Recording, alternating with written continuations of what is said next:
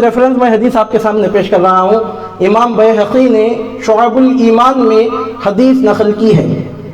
अब इसको copy paste करने वाला जब कॉपी पेस्ट करे तो वो भी बाकायदा इस तरह हदीस की किताब का नाम बोलकर फिर वो कौन सी किताब में है, फिर वो उसके बाद अपने दिल की भड़ास निकाले, अपनी क्रिमिनल ख्वाहिशात को पूरा करने का इरादा करे। अज़ीज़ान मोहतरम, अब यहाँ पे मैं जो बात आपके सामने पेश कर रहा हूँ, विद रेफरेंस बात पेश कर रहा हूँ। इमाम बैहक़ी ने शुअबुल ईमान में हदीस नकल की है। हुज़ूर नबी करीम सल्लल्लाहु अलैहि वसल्लम इरशाद फरमाते हैं, जो मेरे अहले बैत का हक़ नहीं पहचानता वो तीन हालतों में से एक हालत में ज़रूर होता है, या तो वो मुनाफिक होता है, या तो वो वलदुल हराम होता है, या तो वो वलदुल हैज़ होता है। इन तीन हालतों में से खाली नहीं होता। नमाजी है कि नहीं है, रोज़ेदार है कि नहीं है। अब नया फैशन निकाले हैं आजकल, सैयद ज़ादा है नहीं है बाद में तय करेंगे, पहले ये तय करेंगे कि वो हलाल ज़ादा भी है कि हराम ज़ादा है। पहले तो हमको ये तय करने दे सैयद ज़ादे का नसब कब साबित होता है। अज़ीज़ान मोहतरम, सैयद ज़ादे का नसब या किसी भी इंसान का नसब साबित कब होता है, जब उसकी माँ का निकाह उसके बाप से साबित हो तो नसब साबित होता है। अज़ीज़ान मोहतरम, जो वलदुल हलाल होता है तब ही उसका नसब साबित होता है। अगर कोई वलदुल ज़िना हो, वलदुल हराम हो, उसका नसब साबित ही नहीं होता, ना उसके बाप के माल में से उसको हिस्सा मिलता है, ना किसी एतबार से उसका खानदान उसके लिए साबित होता है। अज़ीज़ान मोहतरम, आप जरा गौर करके देखिए कि एक ही शख्स है, निकाह कर रहा है, निकाह के जरिए जो औलाद हो रही है वो औलाद माल में हिस्सेदार वारिस बन रही है, नसब साबित हो रहा है। वही आदमी अगर नऊज़ बिल्लाह माअज़ल्लाहि रब्बिल आलमीन कहीं जाके मुंह काला करके आ रहा है, बेटा उसी का है लेकिन उसके लिए नसब साबित नहीं होता। वलदुल हलाल में और वलदुल हराम में फ़र्क क्या है? वलदुल हलाल के लिए नसब साबित होता है। अब यहाँ पर मैं सैयद का नाम बार बार लेना भी नहीं चाहता, बेअदबी होंगी। आप यूँ समझिए, अगर पठान का बेटा है तो अगर हलाल ज़्यादा है तो पठान का बेटा हो के पठान है। अगर मुगल है तो अगर मुगल का बेटा है तो अगर हलाल ज़्यादा है तो मुगल का बेटा हो के मुगल है।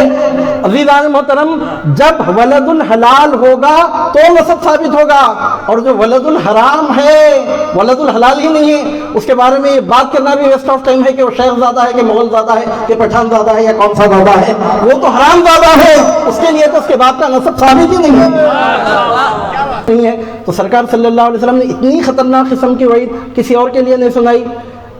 इरशाद क्या होता है? जो मेरे अहले बैत का हक़ ना पहचाने, हक़ ना पहचानने का मतलब उनका जो मुकाम है वो तस्लीम ना करे, उनका जो हक़ अदा करना है वो अदा ना करे। माँ बाप का हक़ अदा नहीं करने वालों के बारे में नहीं कहा कि वो वलदुल हराम है या मुनाफिक है या वलदुल हैज़ है। अपने माँ बाप का हक़ अदा नहीं करने वालों के बारे में इतनी खतरनाक किस्म की वईद नहीं है। अपने बाल बच्चों का हक़ अदा नहीं करने वालों के बारे में इतनी खतरनाक वईद नहीं है। और अहले बैत पाक मुस्तफ़ा का जो हक़ नहीं पहचानते उनके लिए इतनी बड़ी वईद है कि इतनी खतरनाक वईद दुनिया के किसी और मुजरिम के लिए हमको नज़र नहीं आती। तो यहाँ से मालूम होता है कि मुजरिमों की अगर लिस्ट तैयार की जाए तो on the top of the list Jin criminal लोगों का नाम आएगा on the top of the list, उनमें यज़ीदी होंगे, अहले बैत मुस्तफ़ा के हक़ को नहीं पहचानने वाले होंगे। हुज़ूर नबी करीम सल्लल्लाहु अलैहि वसल्लम ने खुद फरमाया, जो मेरे अहले बैत का हक़ ना पहचाने, अब जाहिर सी बात है कि वो या तो मुनाफिक होगा, या तो वलदुल हराम होगा, या तो वलदुल हैज़ होगा। अब आप उसको 100 तक़रीरें सुनाइए, आप उसको 100 किताबें पढ़ाइए, आप उसको 100 तरीक़े से समझाइए, आप उसको 100 किस्म की मिसालें दीजिए। अगर खून उसका अगर हलाली नहीं है तो वो इस पाक और तय्यब और ताहिर ख़ानदान के हक़ को कैसे पहचान सकता है? अज़ीज़ान मोहतरम, सरकार सल्लल्लाहु अलैहि वसल्लम फरमाते हैं 3 हालतों में से खाली नहीं हो सकता। और सबसे पहली जो हालत आपने बयान फरमाई, फरमाते हैं या तो मुनाफिक होगा, ये तो सबसे ख़तरनाक बात है। उसके बाद फरमाते हैं अगर मुनाफिकत से बच गया, अगर मुनाफिक नहीं है, वो एक ऑप्शन नहीं है, हो सकता है कि मुनाफिक नहीं होगा, उसके लिए सेकंड ऑप्शन है, अगर मुनाफिक नहीं है तो वलदुल हराम है।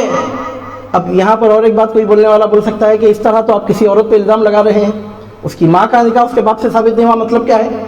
आप तो डायरेक्ट एक औरत पे इल्ज़ाम लगा रहे हैं। तो हदीस है, हदीस में तशरीह करने की ज़रूरत पड़ती है।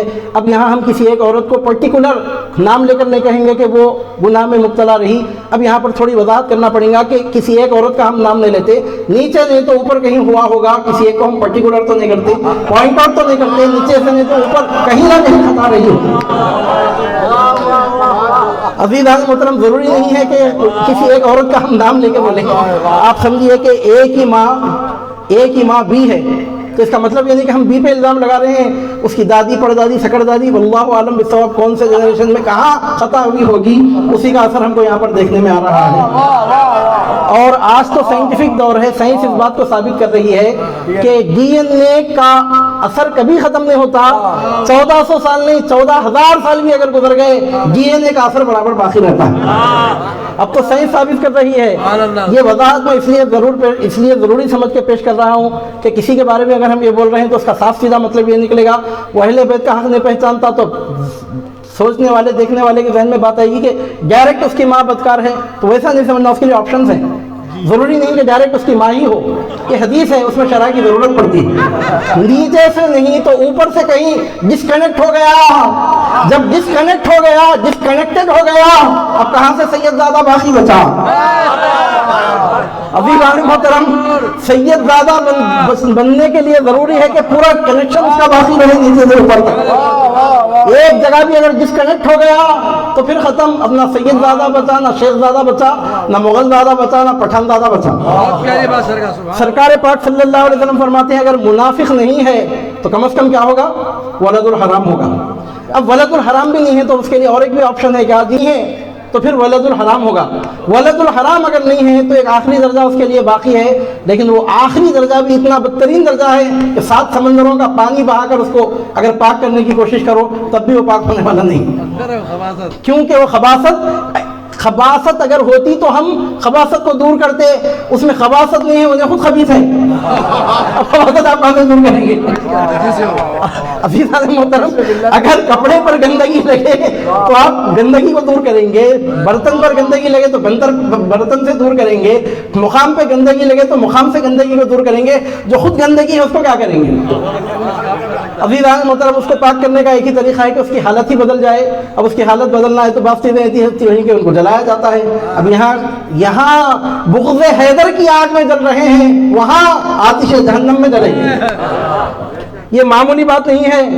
اب رہی بات یہ کہ اب ایک حدیث کو لا کر آپ اتنا بڑا فیصلہ ایک ہی حدیث کی بنیاد پر اتنا بڑا فیصلہ آپ سنا رہے ہیں, تو اصول حدیث کا جو فن ہے اس میں یہ بات طے شدہ ہے کہ ایک حدیث کی تائید جب دوسری حدیث سے ہوتی ہے تو اس حدیث کو مزید تقویت ملتی ہے.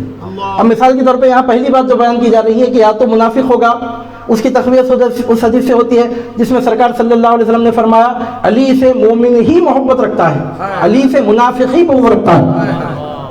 حدیث کی تائید حدیث سے ہو رہی ہے, حدیث کو مضبوط کر رہی ہے. تو اب اس سے معلوم ہوا کہ وہ حدیث کوئی ایسی شاذ نہیں ہے, کوئی ایسی نادر نہیں ہے کہ دوسری حدیث میں اس کا ذکر ہی نہ ہو, بلکہ اس حدیث کی جو پہلے کیٹیگری جو اس میں بتائی گئی وہ تو باقاعدہ ثابت شدہ ہے. تو اس سے معلوم ہوتا ہے کہ حضور نبی کریم صلی اللہ علیہ وسلم کے اہل بیت پاک کا جو حق نہیں پہچانتے. آپ کیا سمجھتے ہیں کہ اس طرح کے جلسے کرنے سے کیا وہ اس طرح کی باتوں کو مانیں گے؟ عزیزان محترم, ہم ان کو منوانے کے لیے جلسے نہیں کر رہے ہیں. بیچ میں بھولے بھالے مسلمان جو پاک خون سے پیدا ہوئے ہیں ان کے دماغوں کو پاک کرنے کے لیے جلسے کیے جا رہے ہیں. جو حلال زادے ہیں, حلال زادوں کو حرام زادوں کے شر سے بچانے کے لیے جلسے کیے جا رہے ہیں.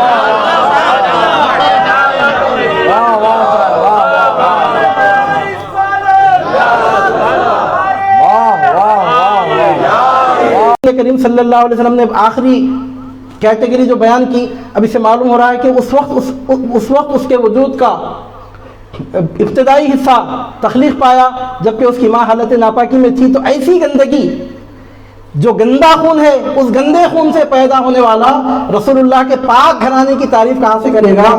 اللہ رب العزت خود نہیں چاہتا کہ ایسے پاک لوگوں کا نام ایسے ناپاکوں کی زبان پر آئے کہ جس کی تخلیق ہی گندے خون سے کی گئی. پروردگار عالم خود نہیں چاہتا. ہم دیکھتے ہیں کہ اغال دان میں جب ہم کھانے پینے کی چیز نہیں رکھتے, جب ہم پانی اغال دان میں ڈال کر اس لیے نہیں پیتے کہ وہ تھوکنے کا مقام ہے, تو عزیزان محترم اہل بیت پاک کے پاکیزہ نام ولد الحیض کے دلوں میں ان کی محبت, ان کی زبانوں پر ان پاک لوگوں کا نام کہاں سے ہے؟ شان اہل بیت. اور یہ بات کسی کے دل کی خواہش نہیں ہے, کسی کی مرضی کی بنیاد پہ نہیں ہے. حضور نبی کریم صلی اللہ علیہ وسلم نے خود یہ مضمون بیان فرمایا. اب رہی بات ہو سکتا ہے کہ کوئی پہلی مرتبہ حدیث سن رہے ہوں گے، ایسا ہو سکتا نا، تو پہلی مرتبہ سننے والوں کو حیرت ہوگی کہ ایسی حدیث تو ہم کبھی سنے نہیں۔ تو احادیث مبارکہ کا ذخیرہ بہت پھیلا ہوا ہے، اور ضروری نہیں کہ ہر حدیث سے ہر کوئی واقف ہو جائے، جب جب جیسی ضرورت پڑتی ہے ویسے مضامین سامنے آتے رہتے ہیں۔ بات دراصل یہ ہے کہ اس طرح خاندان اہل بیت پر انگلیاں اٹھانے والے گویا خود اپنا تعارف بھی کروا رہے ہیں، اور خاندان اہل بیت کی عظمت کو اور خوب بہترین انداز میں دنیا کے سامنے پیش کرنے کا ذریعہ بن رہے ہیں۔ الاشیاء تعرف باضدادها، رات نہ ہوتی تو دن کو کون پہچانتا، دھکالا نہ ہوتا تو سرما کی قدر کس کو ہوتی، یہ گندے خون سے پیدا ہونے والے ناپاک نہ ہوتے تو حیدریوں کے پاک باز لوگوں کی ہمت کس کو سمجھنا ہے۔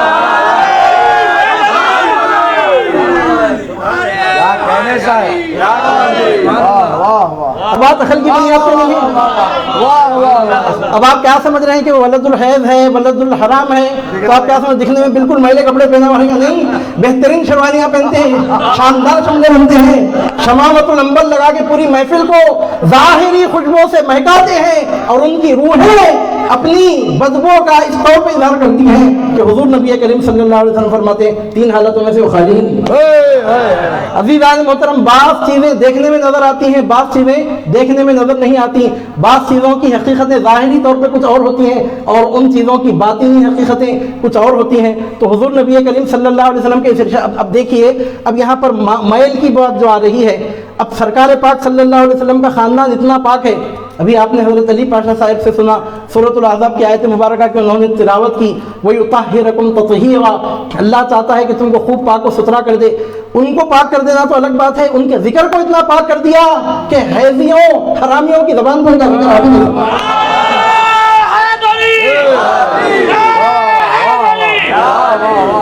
ان کو تو پاک کر دیا عزیزان محترم، اتنا پاک کر دیا کہ نفاق کی گندگی جن کے دلوں میں ہے، ان کے دل میں ان پاک لوگوں کی محبت جمع نہیں ہو سکتی۔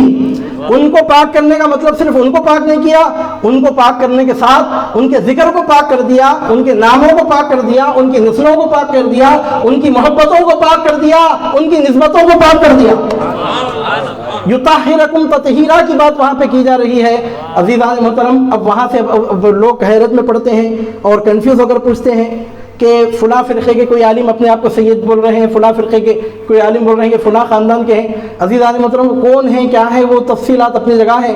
اہل بیت کا اگر وہ حق نہیں پہچان رہا ہے کوئی بھی اخوہ زید، تو عزیزان محترم اس پر پہلا سوال تو یہ لگتا ہے کہ وہ اپنے باپ کا بیٹا ہے کہ نہیں۔